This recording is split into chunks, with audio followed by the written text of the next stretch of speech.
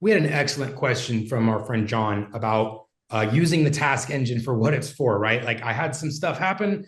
I get busy and I need some reminder for today, tomorrow. The worst is on a Friday, right? You have some stuff happen on Friday, a weekend happens, not so much for real estate, but you come back Monday and you're like, what the heck's going on? So particularly, you can do this even from a mobile. So I'm in my mobile device. Of course, I can look at the activities here under the filter and I can see who's doing what.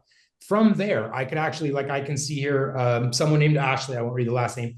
Ashley watched 100% of this video, opened the email, clicked a button. So I'm definitely going to want to have some sort of follow up with Ashley. If she didn't, when I'm ready to follow up, I'm going to go see, did she respond? Did I get an email or text? No. So then I'm going to do the manual follow up. The way it would work from here is you can copy and paste, right? The text or the name of the person there. You can click to go to the video if you want.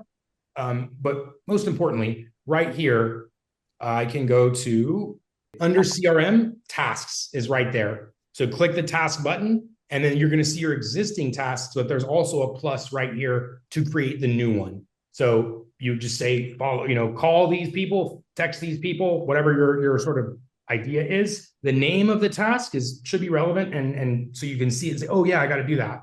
And then into the description, that's where you're going to paste their email, their name, the whatever reminder that you needed to get you. From there, you can associate a contact directly. So like if they're already in your CRM, you can just search for them and select them. So their contact is directly. You don't even have to copy and paste it.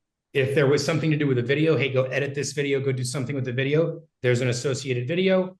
If you have team members, you can assign those to other team members or just yourself. And then the last thing is going to be the due date, which in your case, John, is the very next day. You'd select, confirm, and then check in the corner. And now you're going to have a task that appears on your Dubb dashboard as well as in the mobile app when you go to view your tasks. So that's how you write from your phone, my friend. Yeah, absolutely. And I love the fact that you're saying, like, I'm going to involve my mobile, because a lot of us are, especially real estate, you guys are out and about a lot and you're not always sitting in front of desks to log everything. So really glad we built that into the mobile and highly recommend using it.